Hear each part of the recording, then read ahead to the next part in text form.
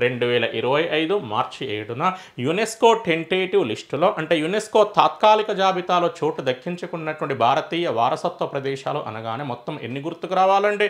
6. చాలా ఈజీగా గుర్తుపెట్టుకోవచ్చండి. మన క్వశ్చన్ ఏ సంవత్సరానికి సంబంధించింది? 2025, 25, 5, 5, 5, 5 తర్వాత వచ్చేటువంటి నంబర్ ఏంటంటే 6. కాబట్టి 6 వారసత్వ ప్రదేశాలు. తద్వారా యునెస్కో టెంటేటివ్ లిస్టులో చోటు దక్కించుకున్న మొత్తం భారతీయ వారసత్వ ప్రదేశాల సంఖ్య ఎంతకు చేరుకుంది అంటే 62కి. 6 ద్వారా 62కి. మరి ఆ 6 ఏంటండి?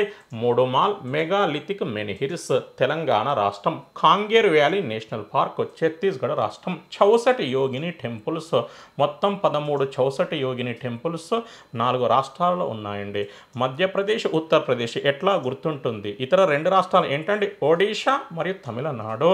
మౌర్య మార్గాల వెంబడి అశోకుడి శాసన ప్రదేశాలు మొత్తం ఎన్ని శాసనాలు అంటే 35. అవి 6 రాష్ట్రాలతో పాటుగా ఒక కేంద్రపాలిత ప్రాంతంలో ఉండటం విశేషం.